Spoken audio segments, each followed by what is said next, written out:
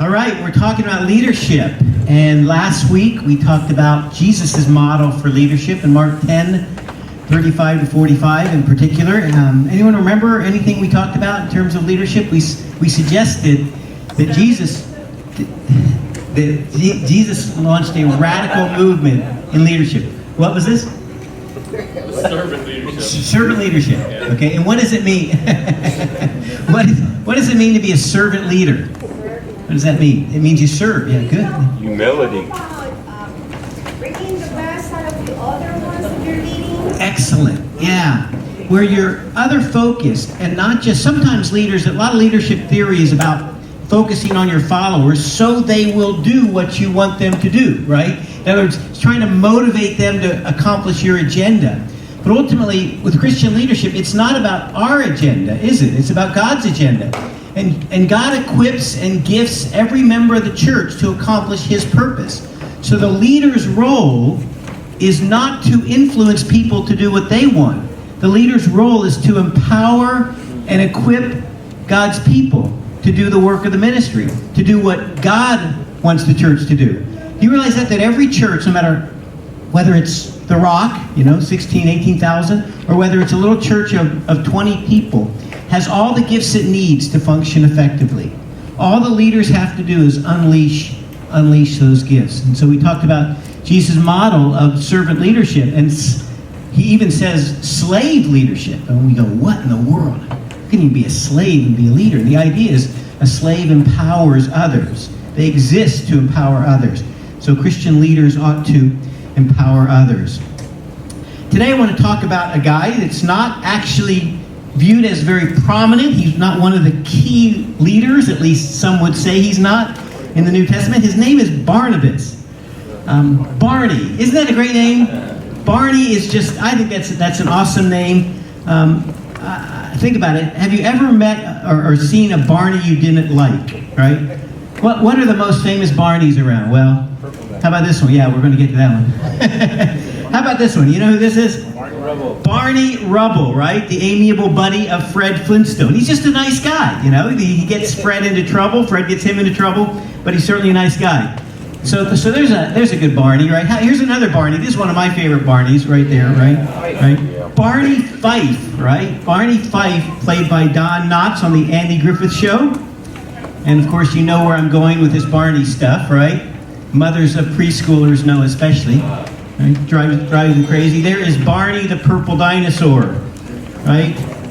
Mothers of preschoolers drives them crazy with his sugary sweet demeanor. But you got to admit, he's one nice guy. You'd never see him punching out a paparazzi or suing a tabloid for libel. You never see that, right? He just look in the eye and sing his little song, I love you, you love me. Sorry, I can't sing that. And it's appropriate that all the Barneys, I don't know, I've never met a mean Barney. All the Barneys, are nice guys, because Barnabas means, in Aramaic, it means son of encouragement, or basically an encourager. That's what the word means. It was actually a nickname, not his actual name. It was a nickname that people gave him because of his character. And as I said, Barnabas is one of the minor, what we might call the minor characters in Acts. He's not a Peter, right, who is the rock that establishes the church on the day of Pentecost. He's not a Paul who's persecuting the church until this radical turnaround, and then he's launching, he's writing all these books of the New Testament. He's launching these churches everywhere. But what's really interesting about Barnabas, I don't know if you've ever studied Barnabas or traced the references to him in the book of Acts. He actually keeps coming up again and again and again. And every time he shows up, he's doing the same thing. He's doing just what his name says. He's encouraging. He's lifting up. He's enabling others to be all that God has called them to be. And so in a sense, he's kind of the epitome of what we were talking about last week in terms of what servant leadership is meant to be. And so I just want to go through the story of Barnabas in Acts, and we'll look there's about 6 episodes that concern Barnabas in the book of Acts. And so we're going to try and follow each one of them, take a look at each one of them. We first meet Barnabas in Acts chapter 4. If you have your Bibles, you can turn over there, Acts chapter 4. It's the context of this mutual love and support in the early church. We know that one of the key characteristics of the early church was that they encouraged and supported each other, right? back in Acts chapter 2, verses 42 to 47, it says they were all united in heart and mind, sharing their possessions with each other. Here's Acts chapter 4. We get another summary of the early church. All the believers were one in heart and mind. No one claimed that any of their possessions was their own, but they shared everything they had. They shared everything. This is not communism, right? It's not forced sharing. This is voluntary sharing. They were sharing with each other because they were family, right? When you have a family, if one of your family members is in need, you take care of them. And so they're taking care of each other. There's a true sense of community. Verses 34 and 35, we learn that whenever there were needs, someone would sell lands or houses and give it to those in need. And then Luke gives us a specific example. And here's the first reference to Barnabas in the book of Acts. Joseph, that's his actual name, Joseph, a Levite from Cyprus, the island of Cyprus, whom the apostles called Barnabas. So they called him the Encourager. It's a great nickname, the Encourager. Sold a field. Evidently Barnabas had some money. He was fairly wealthy. He owned a field, and brought the money and put it at the apostles' feet. So what's the first thing we see him doing? Sacrificing himself, sacrificing his goods in order to reach the needs of the poor. He's building bridges between rich and poor. And just like in our day, there tends to be a gap, and people tend to show favoritism to the rich, right? If a poor person comes into your church, you go, welcome, nice to have you. For a rich person, you're thinking, this guy could support that new building program that we're going to do, right? Barnabas has some bucks. He's got some money. He's pretty well off. So we'd expect him kind of to side with the rich, to be vying for key positions in the church.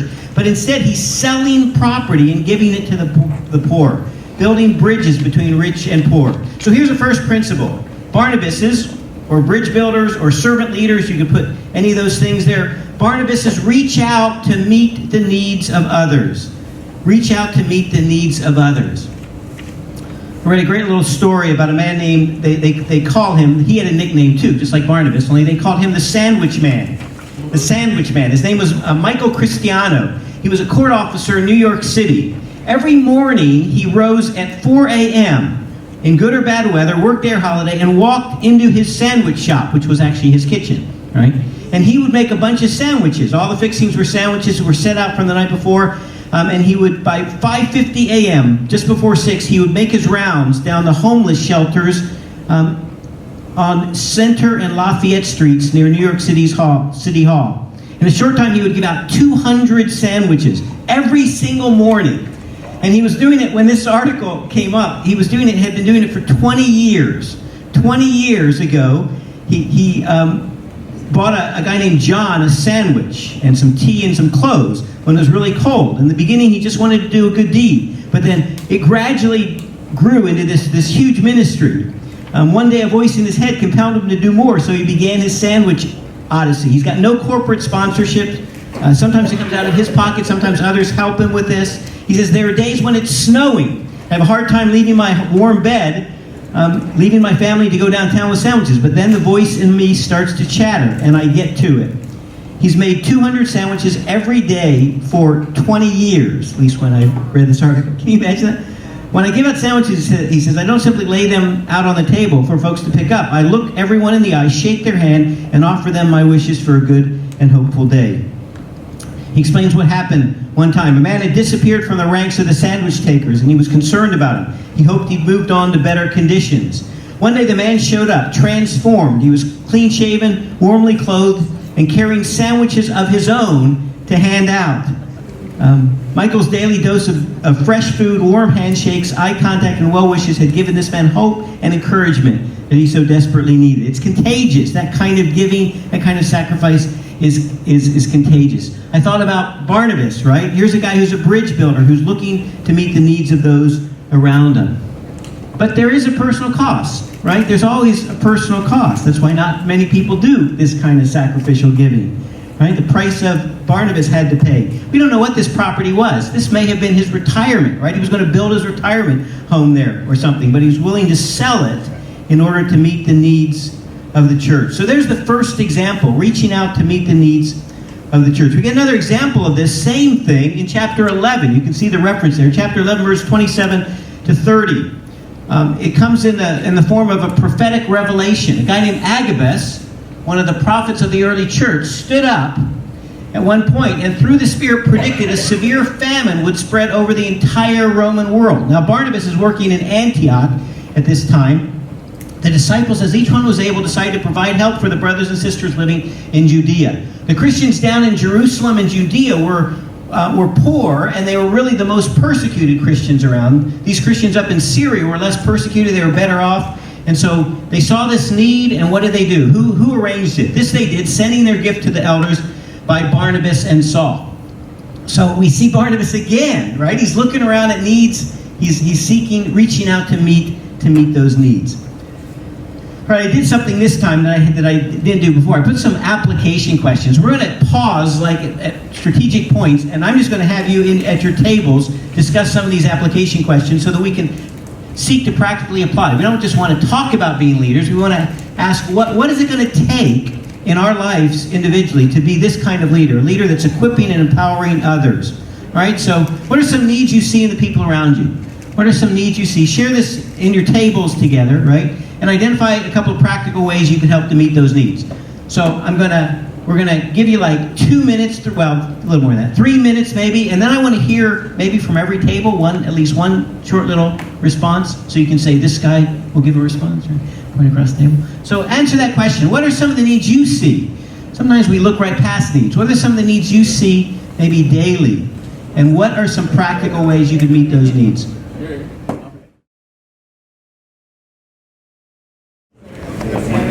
I hear the voices beginning to come down. So let me ask, who's got a story or a right here? Yeah. I'm gonna come around. Hello, my name is Vince. I'm actually just a visitor with my mom. Not today. You visited basically my class, right? Maybe. But some of the needs we felt from a leadership position would be just someone who's there to listen. And one of the applications we thought of would be someone on like a middle management level who, kind of needs to act as a buffer from maybe a boss that has very high demands and high expectations, and to be able to let it trickle down through you to your team so that they don't feel like they just got drowned or overwhelmed in all these duties and obligations, but it's like, hey, let's plan this out and be able to get it and then get their feedback to see where their strengths are and place them appropriately. That's good. Soften the response. Yeah, I have a lot of experience. As the boss? Oh, no, it's the officer. I knew that. Others? Here? Got something? Got one? We were just talking about, let's all stand up, okay. We were talking about, what we commonly get asked for prayer, and networking and mentorship was something that we thought would answer, because a lot of times people are wanting prayer for jobs. They're looking to get a job, and maybe they're like a newly single mom because they lost their spouse, or I mostly pray for females. Or they just came to the country, or something happened and they don't have a huge reputation because they don't have a huge work experience. So networking and having mentorship, and we talked about the company Edward Jones I used to work for. They think all leaders should always be being mentored, having a peer group, and being a mentee. So you're playing all three roles throughout, so you're always growing in leadership. That's great. Passing it on. Christian leadership. Anybody here? Yeah. One of the things we talked about was what's the best coffee to get. I'm just kidding. When we wake up in the morning. No, just to kind of polish it up and piggyback onto what you said is community. People, the simple aspect of having community and feeling a part of something, knowing that you're not doing this life alone and that you're not alone, and not allowing the enemy to isolate you and think that you have to go through this physical sickness alone or emotional, divorce, those type of things, just so the simple need of being in community, being around people. And I know we're big on that R groups, D groups, and just being a part of something. Simple fact that you are enough and you don't have to do anything more or less to just to be accepted. You know that we're accepted, and obviously in Christ, but as community. That's great. That's great. That's true with our spouses too, right? I know as a guy, I tend to be a fixer, and my wife doesn't want me to fix things. She wants me to understand and listen, and be just to empathize, right? I get some amens from her. How about here? Amen? What? Go for it. So one of the things we talked about was the ministry of presence, not presence. In high school ministry, a lot of kids, both their parents work, and then when they get home, they just want to like sit down and do nothing. So as a youth leader, like my heart is really just to be there to like show up to sports games, to like come and hang out and stuff like that. So it's just that need for an adult to be pouring into the life of someone who's trying to figure out who they are. Excellent. Excellent. Nice. We talk about practical needs, like if someone needs some money to eat and we have $20, of course we're gonna have to share because that's godly. But another thing that I share with my sister is like last night, for example, I was talking to a brother in Christ that is a good friend of mine, and he doesn't have a church. And he's not seeing the breakthroughs in his life. And I said, well, I feel led to give the word. I wanted to pray, but I said, you really need to congregate. And he said, yeah, but I don't trust pastors and I don't trust people. But the thing is, like, you don't even have to trust them. You just have to submit. So if that's the problem right there, sometimes we just have to, like, deal with the situations that we handle because, he's not going to see that breakthroughs if he's not submitting to a church, right? So I feel that was the needed there before the prayer. So, yeah. Excellent. Yeah. That's good. What you guys? Anyone? Yeah. Yeah, another visitor. I know, but I was in this class last year. So. Okay. So you got the answer. I work in a hospital pharmacy, so on a daily basis, I mean, that's why people are in there if they're sick, or they need medications and whatnot. So, I mean, in terms of what we've been talking about, offering encouragement, it's basically just kind of be attentive to your surrounding, like your coworkers. I've, like when it's warranted, like offer, just to see how they're doing and maybe offer words of encouragement, prayer. And I've done with some patients as well. Like I work in a pharmacy, and sometimes we bring medications to patients' bedside. And there being opportunities where I actually offer to pray for them, and they'd be really grateful for that. Excellent. And I know with the pharmacist, even with the pharmacist, there's good pharmacists and bad. There's ones that really are helpful and encouraging. Yeah. So that's good. Jesus had a nickname, right? They called him, his enemies called him a friend of tax collectors and sinners, remember? That was meant to be derogatory, right? This guy hangs out with the wrong crowd, but Jesus knew who's got the needs, who are the ones who desperately need to hear God's message, to hear God's word. Okay, that brings us to a second point. Barnabases not only reach out and meet those needs, they also bring people together. Bridge builders bring people together, encouraging reconciliation. In other words, they're not just themselves reconciling, crossing boundaries, they're also seeking to bring others together. So the next time we learn about Barnabas after chapter 4 is in chapter 9. What happens in chapter 9 in the book of Acts? It's a major turning point, right? There's this guy named Saul. Remember Saul?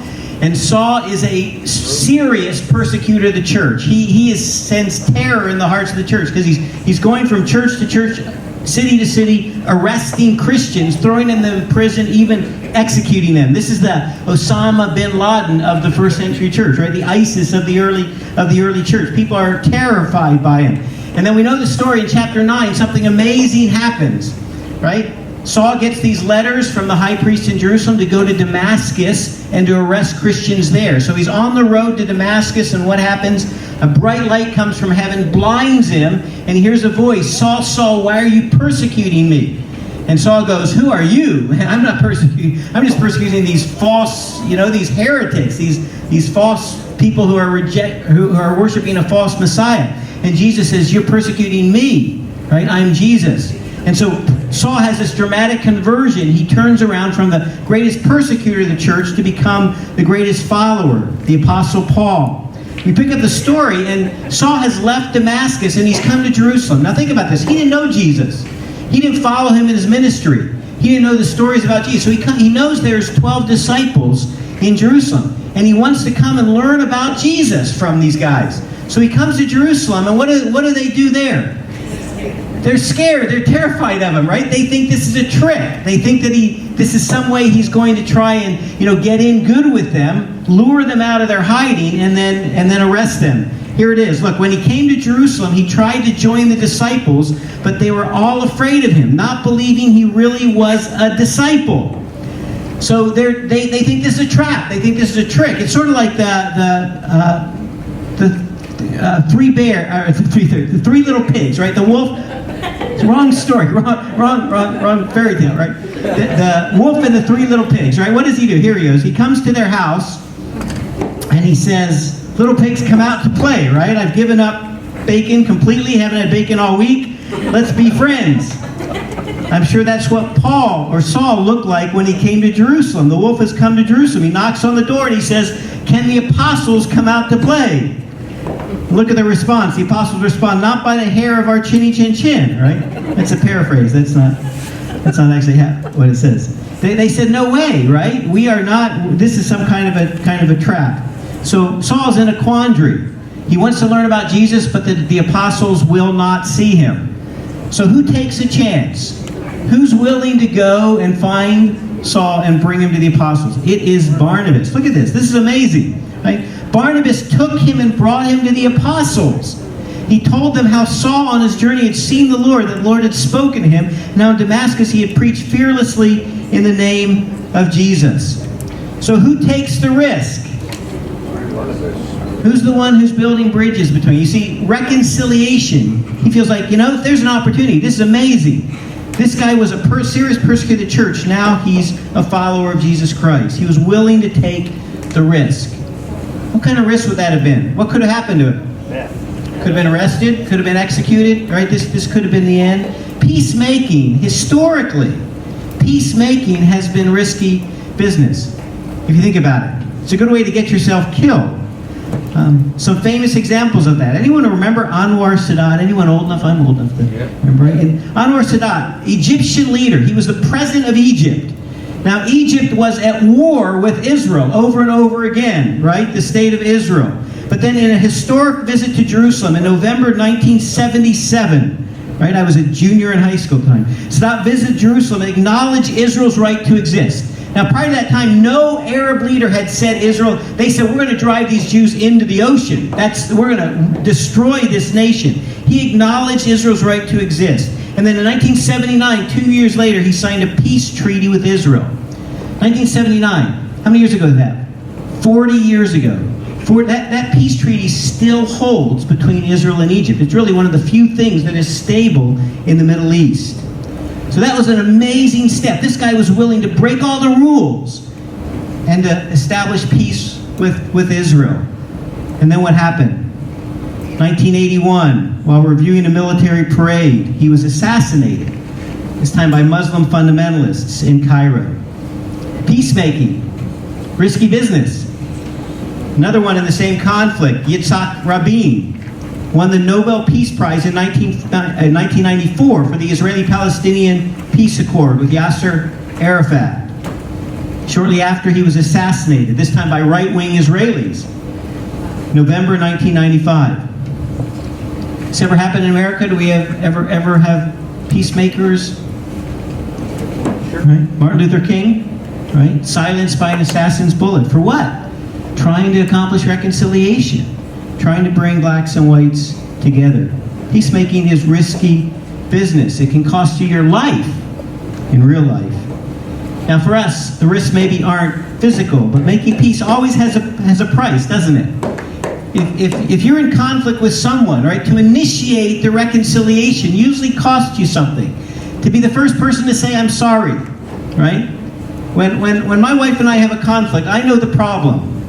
The problem is she's wrong and I'm right. And as soon as she admits that, everything will be okay, right? That's just because we're sinful people and we think we're always right. For me to step out and say, I'm sorry for my part in this, I'm sorry. There's a cost to pay. Swallowing our pride. Acknowledging that we also were wrong, right? Initiating reconciliation. All right, so reconciliation. Anyone in your life that you need reconciliation with right now? Here's another, our second discussion question. See if you identify a situation of conflict in your life where reconciliation is needed. This can be difficult, especially if it's a long-term conflict with a parent maybe, or a child, or brother or sister. What difficulties or challenges do you face in achieving reconciliation? Maybe they don't want to reconcile. What might be done to overcome these challenges? Okay, so at your tables, if you're willing to share, you can share in the general sense, but if you want to share something that's going on in your life, where do you need reconciliation, and what can you possibly do maybe to bring about that reconciliation? All right, take a few minutes again, 3 minutes.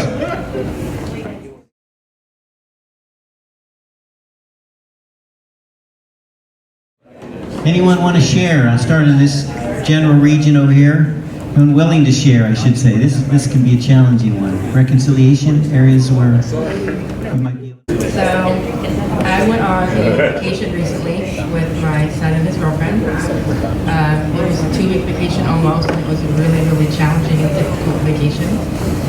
Just the dynamics of meeting the third wheel and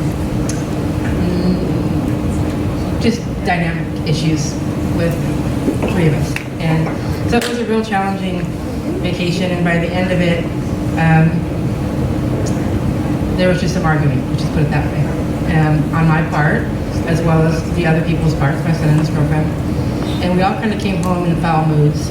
And I needed a vacation from my vacation. Really, I did. But after a couple of days, I realized that I am the older adult and that I need to be setting an example, especially where I am here.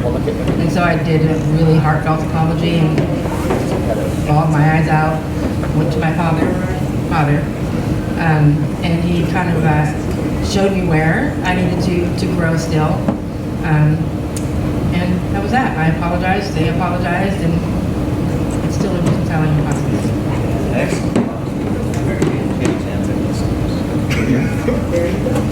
Who's got it?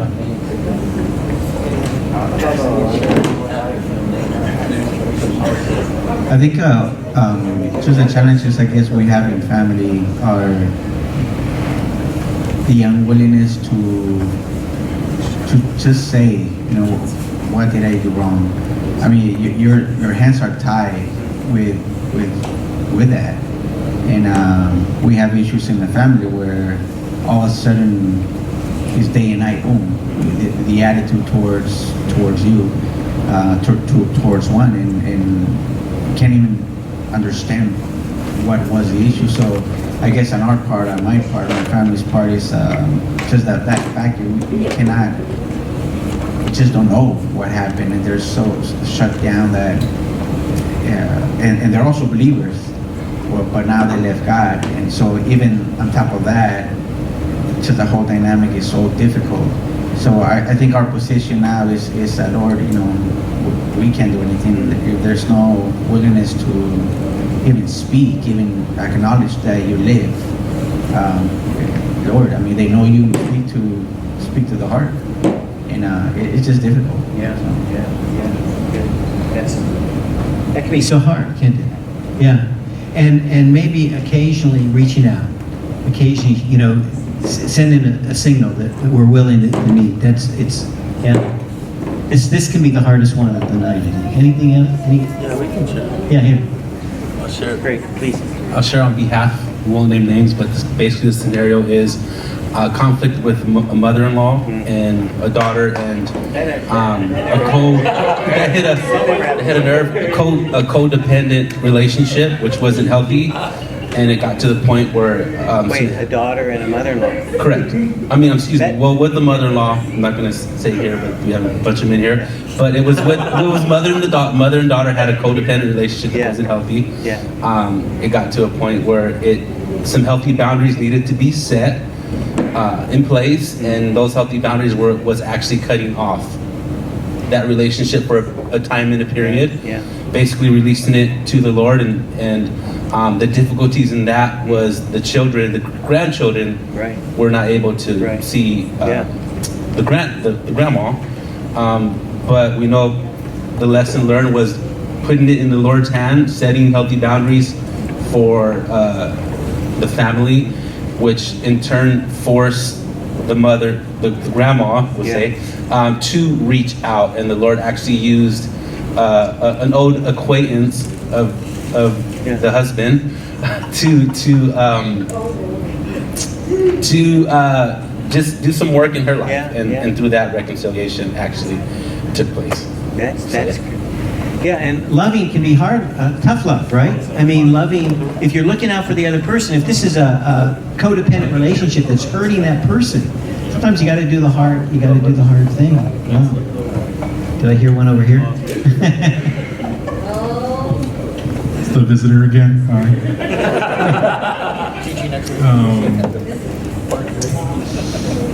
This is more focused on me, no one in the group.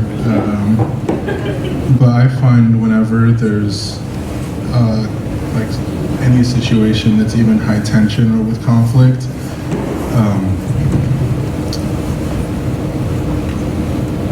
so far every conflict that I've avoided has only invited more problems, and it made life 10, 20, 100 times harder than if I would have just faced the conflict head on and been open or honest or taken steps to be progressive.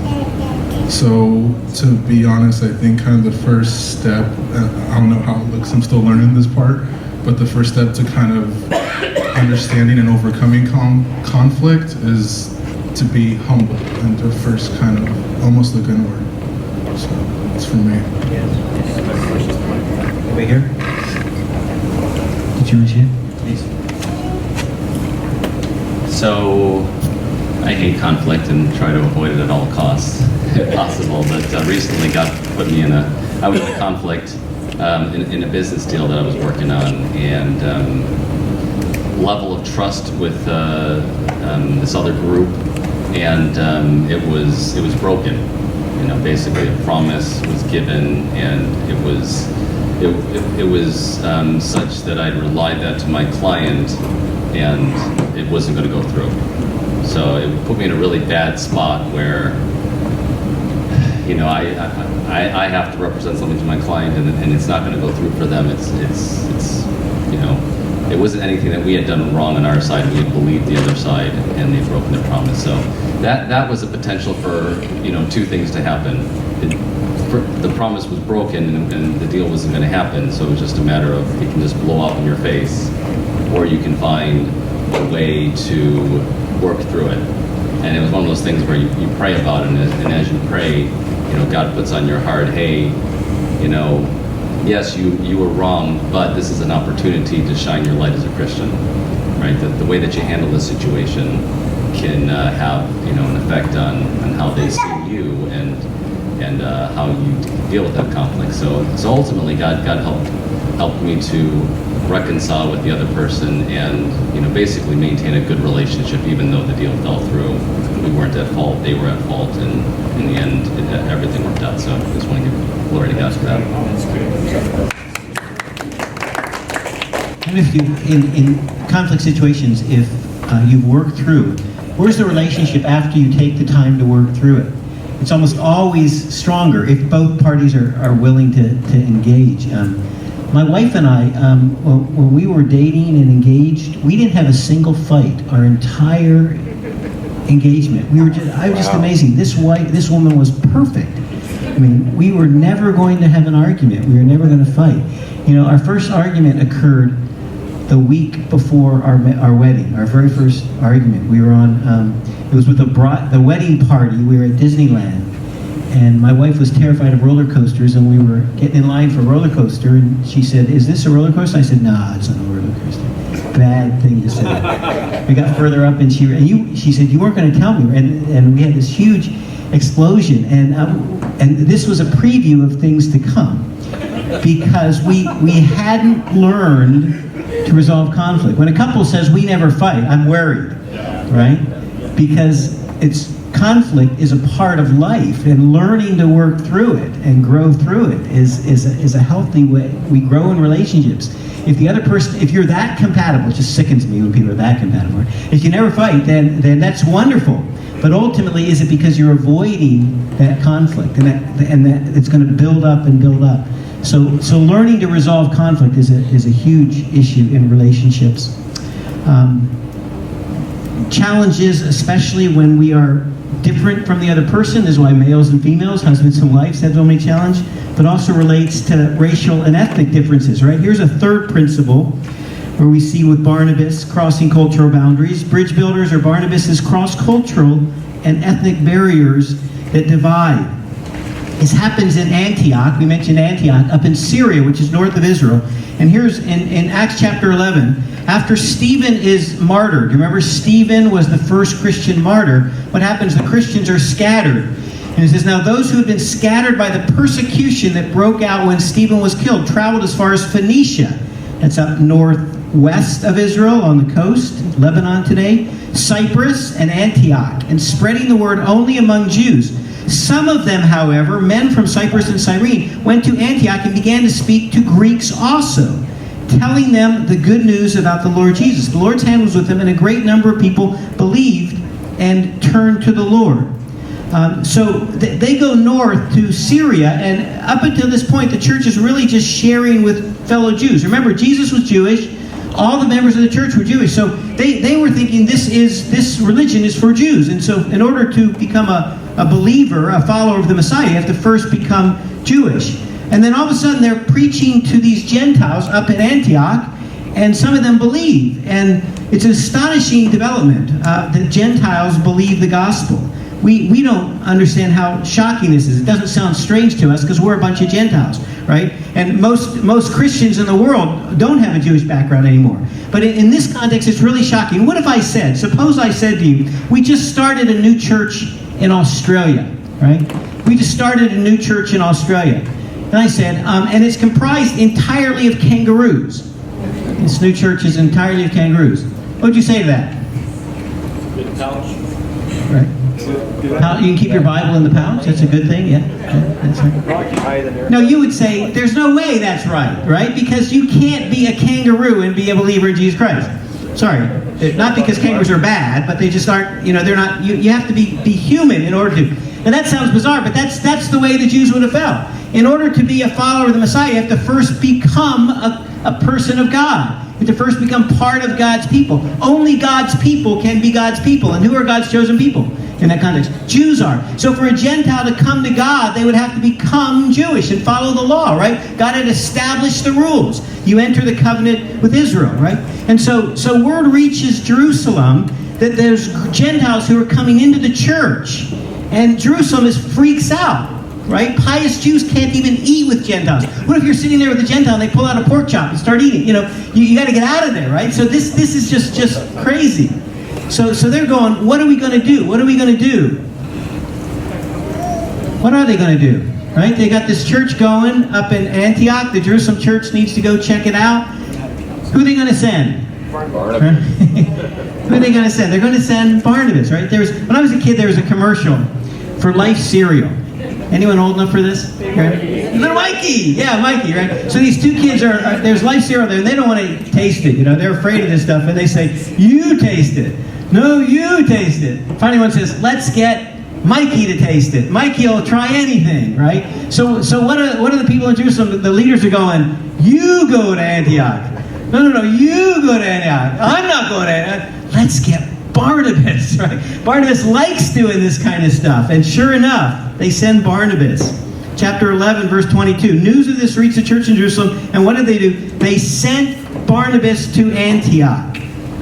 Right? Why did they send Barnabas? Because Barnabas had already proven he was this kind of bridge builder. He had a way with people. He brought people together. What better person to reconcile Jews and Greeks together, Jews and Gentiles together in the church? After all, who took a risk with Paul, right? Who built a bridge between the rich and the poor? So Barnabas goes. Verse 23, look at 11:23. When he arrived and saw what the grace of God had done, he was glad and encouraged them all to remain true to the Lord with all their hearts. Now, some of us would have probably had a different attitude. We would have noticed how different these Gentiles were, right? They dressed differently. They ate differently. They ate all the wrong stuff. They talked differently. They listened to the wrong kind of music, right? Country music or something. No, just kidding. And so we might send a report back to Jerusalem. There's a lot of work to be done up here. A lot of work. We got to get these people in some coats and ties. We got to get rid of those piercings and those tattoos, right? We got to shape them up. Then we'll vote to see whether maybe they can enter into the church. Is that what Barnabas did? No, right? It says he looked right past those differences. Verse 23, when he arrived and saw what the grace of God had done, he was glad and encouraged them all to remain true to the Lord with all their hearts. He looked right past the externals into their hearts, and he encouraged them. He was an encourager. An encourager is a little less concerned about doctrinal issues. Now, don't get me wrong, I'm a biblical scholar, right? So I'm all into doctrine. I live, breathe, eat, sleep doctrine. But an encourager is a little less concerned. Someone says, so are you a pre-tribulational rapturist? Anyone know what that means? A pre-trib, yeah. How many of you are pre-trib rapturists? Okay. How many of you are post-trib rapturists? Okay, we're going to line up the post-trib rapturists over here, and we're going to fight out, right? Fight it out. Doctrinal differences. Some people are really, really concerned about doctrinal differences. Now, we need people in the church we need watchdogs in the church to keep an eye on doctrine. But give me one watchdog, one person who's really careful that we're careful to hold absolutely true, and give me 100 Barnabases, right? How do people come to Christ? They come to Christ because they see Jesus in you. I think it's really interesting. Even an apologist like Lee Strobel. You know the story of Lee Strobel, right? The Case for Christ, and how he was a journalist and was just a doubter, a skeptic, and he investigated the truth and found that the truth was credible. If you've ever seen his story, how did Lee Strobel come to Christ? Through his wife. Through his wife, right? His wife, he saw Jesus in his wife, basically. He said, this stuff might be true. I'm going to check it out. And when he checked it out, he confirmed that the things were true, right? When we were dead in our sins, when we were dead, God didn't send a debater, did he? He sent one who loved us. John 3:16, for God so loved the world. When we were alienated, he reconciled us to himself, right? God so loved the world that he gave his one and only son. When God was reconciling, 2 Corinthians 5:19, great verse, 2 Corinthians 5:19. God was reconciling the world to himself, not counting people's sins against them. And he's committed to us the message of reconciliation. Crossing cultural boundaries that nobody else in Jerusalem wanted to go there, but Barnabas was willing. So here's our next cultural application. A couple more of these. We'll take a little less time on this one to keep ourselves moving. What's the greatest cultural challenges you face? Who do you find most difficult to love? What are some practical ways to better understand and identify with those who are different from yourself? How could you stand in their shoes? We'll just take 2 minutes this time, okay? If you want to share something at your table, breaking down cultural barriers that divide us.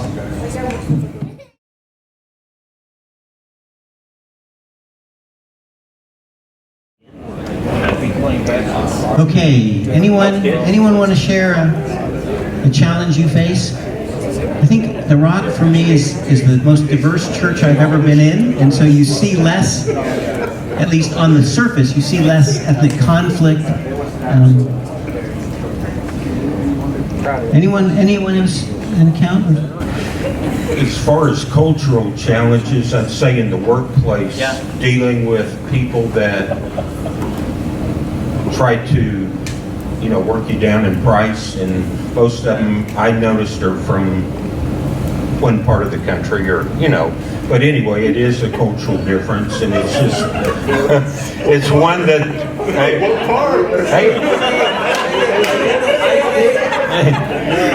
brothers and sisters. Texas, yeah, definitely those Texans. Mark, don't mess with Texas. But anyway, it's just one of those things that you learn to work out with people. I mean, at first, it used to just really rob me of joy, but you learn to deal with it, and you get over it. And by making yourself stay in those relationships? Oh yeah, absolutely. Yep. Okay. All right, good. No, Mark. Go for it. No. Oh, see. He's kill apologize. I'm sorry, Omar. Not to worry. Figure out how to make Anyone else? I don't want to silence anybody. Yeah. Someone else. I want to hear from someone else. This thing. No. This thing. No, not this guy. He's already talking.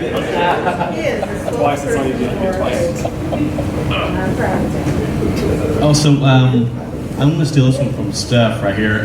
Dealing with family. That's kind of. I know it's not like we talked about. It doesn't make sense. Yeah, because sometimes, regardless of what you do in life, they're still have you in a little box, so they're still can be challenging to deal with. Yeah, that's what we're talking about. Yeah. Country music is awesome too. Here you go. All right, brother. No more insults to country music.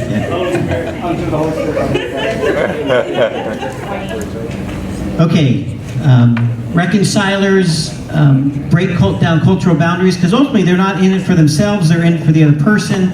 And that's a fourth principle here. We've been looking at that. That really is a controlling one. Bridge builders lift others up, seeking their best interests.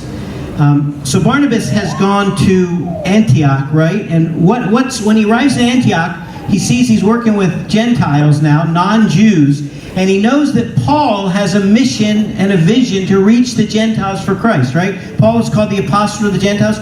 So he goes up to Tarsus, where Paul is, his hometown, and he brings him down to Antioch. And they come to Antioch and they begin working with this church in Antioch. So he's doing discipleship. Barnabas is going, who can I help train in this ministry of the Gentiles? Let's go get Paul. So he goes, gets Paul, and he brings him down. And it's from Antioch the first missionary journey is called. The Holy Spirit calls for Paul and Barnabas to head out and take the gospel to the Gentiles. And so they go. They head out from Antioch. They go into Galatia, and they start churches in Galatia. So again, we see Barnabas reaching out, crossing cultural barriers. And then it's interesting. Who's the leader of this group? Who's the more mature Christian between Paul and Barnabas? Barnabas, right? And so Barnabas is clearly the leader. And as this story progresses, it's Barnabas and Paul. Luke is describing this, and he says, it's Barnabas and Saul. Look at this, chapter 11, verse 30. They sent their gift with Barnabas and Saul. Barnabas and Saul returned to Jerusalem. The Holy Spirit says in 13:2, set apart for me Barnabas and Saul for the work that I've called them. The proconsul and intelligent man sent for Barnabas and Saul, because Barnabas is the clear leader. But suddenly in the middle of this missionary journey, look at the switch. Suddenly it's no longer Barnabas and Paul and Saul, it's Paul and Barnabas. Paul and Barnabas. Paul and Barnabas. What does Barnabas do? He allows Paul to take the lead. He realizes Paul has got gifts in this area. Now, if you've ever been in a situation where you're the leader and a subordinate or someone you're working with is more gifted or more talented than you in some area, to give that person a lead, that's a hard thing to do, right? You've got to be other focused. You've got to be focused on the needs of others, right?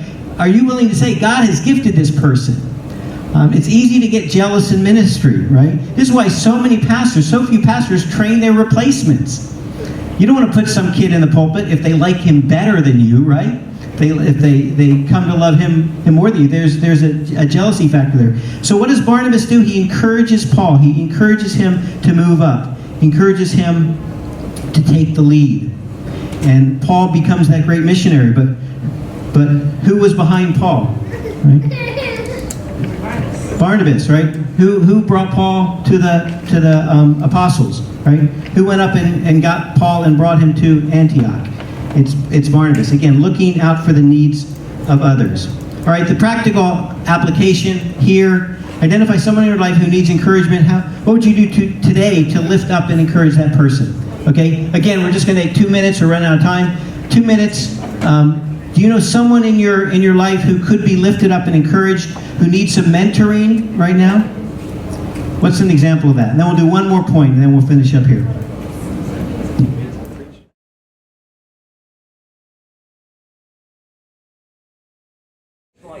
Okay, let me bring you back together.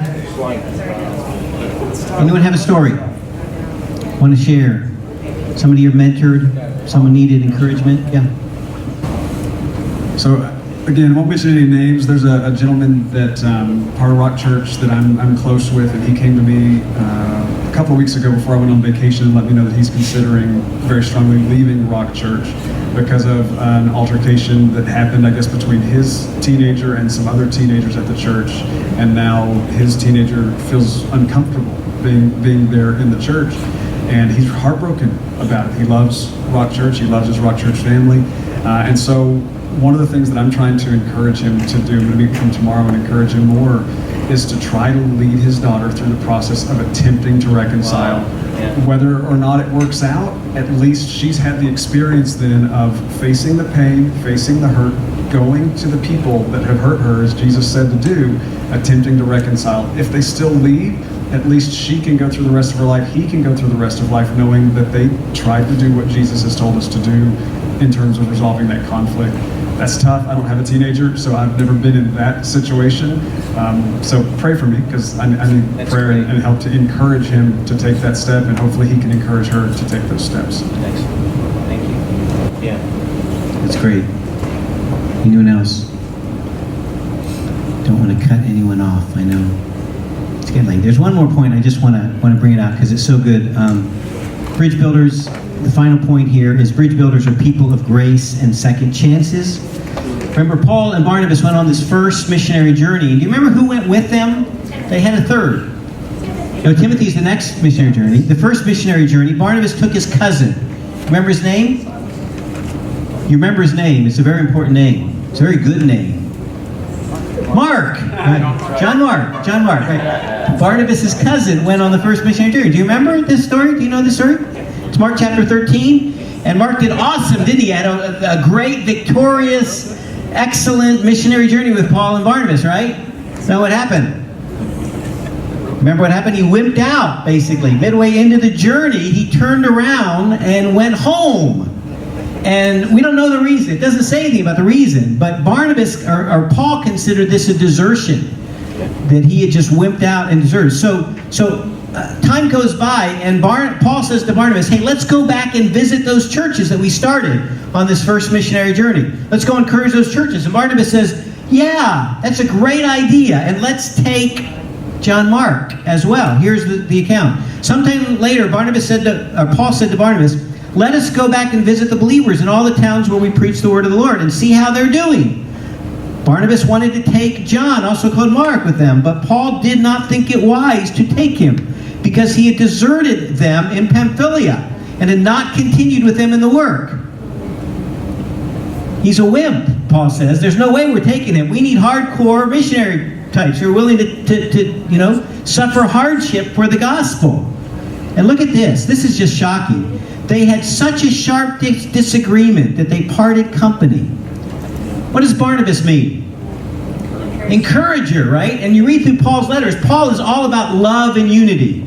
So you got Mr. Encourager and Mr. Love, and they're fighting, right? And they're saying that we're going to bring him. No, we're not going to bring him. We should bring him. No, we're not. Until they have this disagreement until they parted company. Now God uses this. He turns one missionary journey into two missionary movements, right? And so he uses it to his glory. But it's conflict. It's kind of uncomfortable moment in the church. We kind of going, this shouldn't have happened. So who was in the right?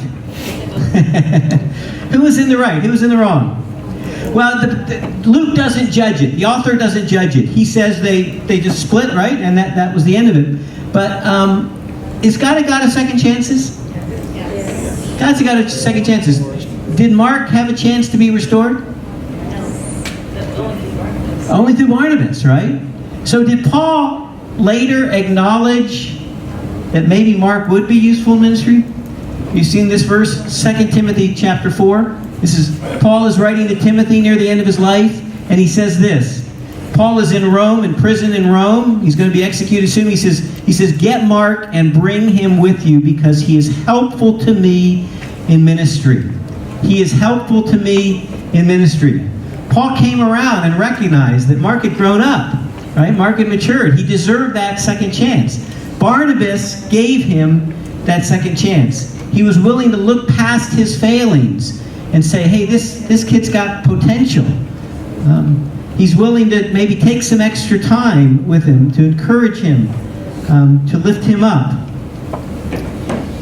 Here's some practical application. We won't break into groups here because I need to wrap it up for you, but recall a time in your life when you failed in some way. What did you most need at that time? Think with me here. We'll do this from the front. When you fail, what do you most need when you have a time of failure? Forgiveness, right? You need someone to say, hey, God forgives you. Right? You need, what else? Restoration, right? Encouragement, right? Someone to come along and say, hey, you know, we all struggle. We all fail. The worst thing you can do, though, is not to get back up, right? When you've fallen down, you got to get back up. You got to move forward. And you got to recognize that there's no such thing as a failure, just a learning episode, right? To help you, to encourage you to do better next time. So that's Barnabas. Lifting up, looking at others as God's children, looking at others as those with needs that he can help to meet, being an encourager. There's two ways to look at the world.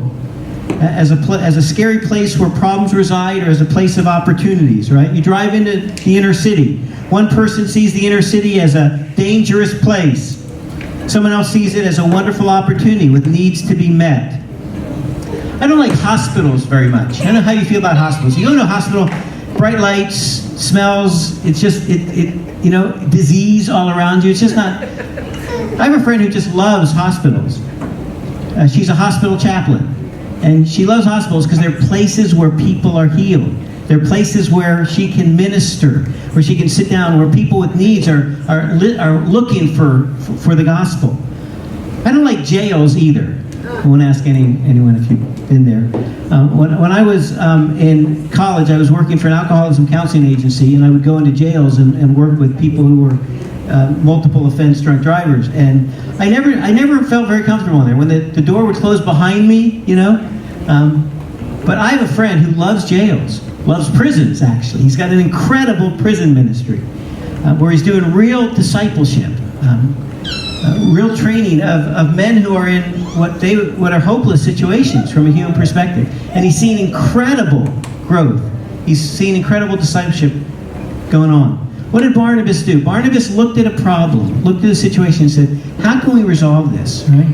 How can we use this challenge, use this difficulty to accomplish God's purpose? How can we help this person to come out of the difficulty and be all that God has called them to be? So here's our application, right? Let's be Barnabases. Barnabai, I think, yeah, that's the Latin plural of Barnabas is Barnabai. Let me close this part of our time together. You guys are going to groups, is that right? Yeah. Afterwards? Okay, so let me close our time together. And then we'll send you off.